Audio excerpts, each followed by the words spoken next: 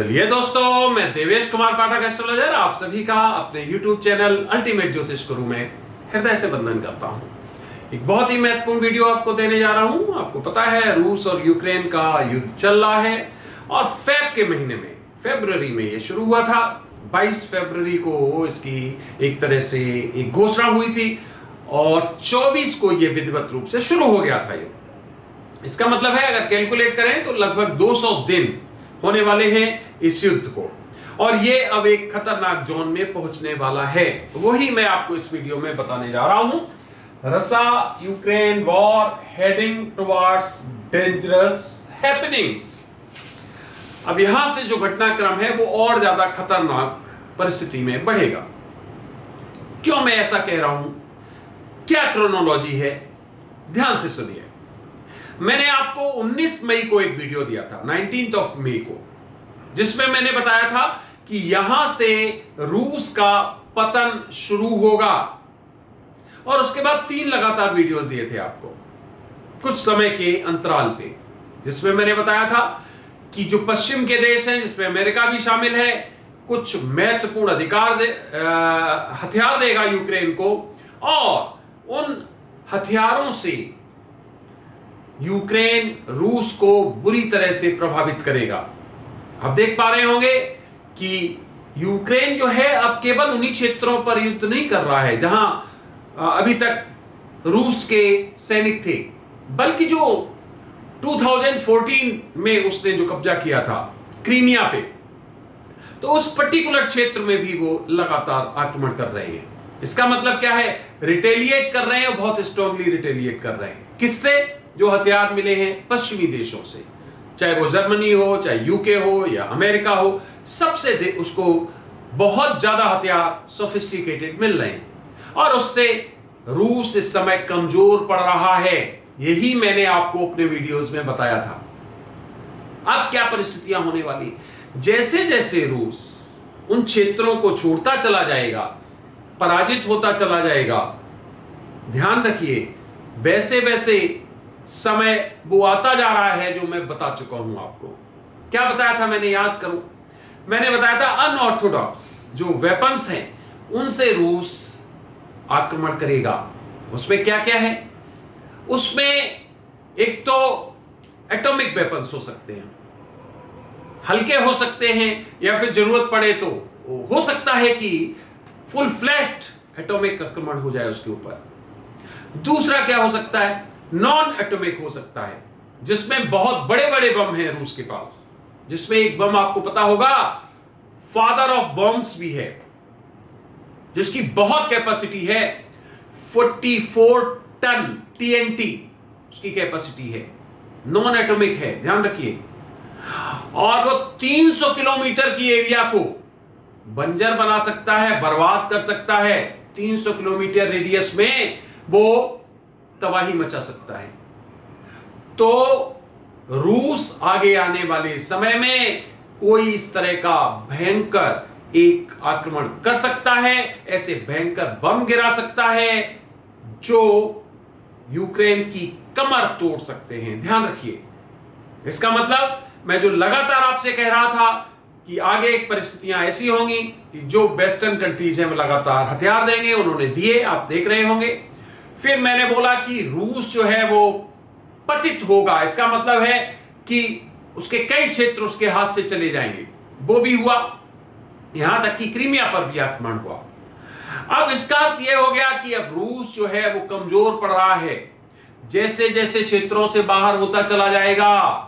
ध्यान रखिए वैसे वैसे यूक्रेन के लिए मुसीबतें खतरनाक वाली पैदा होती चली जाएंगी।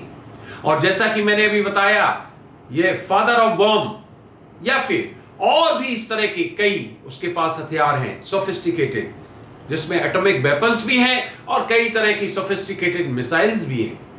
तो इनसे किसी से भी वो यूक्रेन को चौंका सकता है, और किसी रात में आप सुनेंगे कि भीषण वहां पर आक्रमण किया गया है रूस के द्वारा, और वो परिस्थितियां बहुत ही विकराल हो जाएंगी, बहुत ज्यादा उसमें जन धन की हानि होने वाली है। तो फ्रेंड्स, एक और महत्वपूर्ण आपको याद होगा जो मैंने बताया था आपको फॉर्मूला, 222 डेज, पक्का याद होगा आपको। 222 दिन तक मैंने कहा था आपको ये युद्ध समाप्त नहीं होगा। जब ये अर्ली स्टेज पे था तभी मैंने बोल दिया था कि ये 222 दिन से पहले समाप्त नहीं होगा, इससे आगे बढ़ सकता है। तो अब वो 222 के फिगर तक भी हम जाने वाले हैं, क्योंकि 200 दिन होने वाले हैं और उसके बाद हम 200 के बाद 201, 202 में शुरू हो जाएंगे। और वो 222 दिन का हमारा जो टारगेट था, जो मैंने आपको बताया था, वो भी पूरा होने वाला है। 30 सितंबर का टारगेट भी पूरा होने वाला है। इसका मतलब है ये कालखंड जो है वो ऐसा हो सकता है जिस पर कि यूक्रेन के ऊपर एक बड़ा कोई इस तरह का आक्रमण हो जाए। तो जैसे जैसे ये टाइम बढ़ रहा है, जैसे जैसे युद्ध का कालखंड आगे बढ़ रहा है, वैसे वैसे ध्यान रखिए, भले ही आपको दिखाई दे रहा हो कि रूस पराजित हो रहा है, रूस की सेनाएं वापस हो रही हैं, सैनिक हताहत हो रहे हैं, लेकिन रूस जिस दिन इसका बदला लेगा वो बहुत ही भयावह होने वाला है, बहुत ही विकराल होने वाला है। और उसके बाद में परिस्थितियां एकदम विस्फोटक हो जाएंगी। तो ध्यान रखिए, कालखंड खतरनाक वाला चल रहा है। बिल्कुल भी मत सोचिए कि वो कालखंड समाप्त हो गया है। ये कालखंड ज्यादा खतरनाक वाला चल रहा है, जैसा कि मैं लगातार अपने वीडियोस में आपको पीछे देता रहा हूं। तो समझ लीजिए कि ये कालखंड अच्छा नहीं है। एक और खतरा हमारे सामने आ रहा है, उसके बारे में मैं जल्द ही आपको वीडियो देने जा रहा हूं। और एक छोटा देश है जिसके ऊपर भी आक्रमण का हमें एक सिग्नल मिल रहा है, उस पर भी अचानक आक्रमण हो सकता है। उसके बारे में मैं आपको वीडियो जल्द ही देने वाला हूं। तो कई फ्रंट्स खुले हुए हैं, चाहे वो ईरान और इधर अपना सेंट्रल एशिया में ले लो इजराइल का, चाहे वो टर्की और ग्रीस का ले लो, चाहे वो रूस यूक्रेन ले लो, चाइना ताइवान ले लो, या फिर और भी एक ऐसा फ्रंट है जो आपके सामने बहुत जल्द आ सकता है। मैं जल्द उस पर भी वीडियो आपको देने जा रहा हूं। तो फ्रेंड्स, जुड़े रहिए और ईश्वर से प्रार्थना करते रहिए कि बहुत बड़ी जनहानि ना हो, किसी तरह से ये युद्ध शांत हो जाए, दुनिया एक शांति के पथ पर चले। लेकिन फिर एक बार वही, ये जब मैं बोलता हूं तो अंदर से मुझे हंसी भी आती है, रोना भी आता है कि ये जो मैं कहता हूं केवल इसलिए कहता हूं कि शायद ये टल जाए, पर ऐसा कदापि नहीं होगा, टलेगा नहीं, ये होगा, इसको कोई नहीं रोक सकता है। बड़े स्केल पर बर्बादी होगी, विश्व युद्ध होगा, दुनिया में त्रासदी आएगी, लोग बहुत बुरी मौत मरेंगे, कोई शक नहीं है इसमें। नेचुरल त्रासदी भी होगी, आप देख रहे होंगे नेचुरल क्या परिस्थितियां बन रही हैं। क्यों? क्योंकि जो एक कालखंड निश्चित किया गया है जिसमें बर्बादी होनी है, उसको टालना असंभव होता है। जुड़े रहिए, देखते रहिए अल्टीमेट ज्योतिष गुरु, क्योंकि मैं आपको और भी कई महत्वपूर्ण वीडियोस जल्द देने वाला हूं।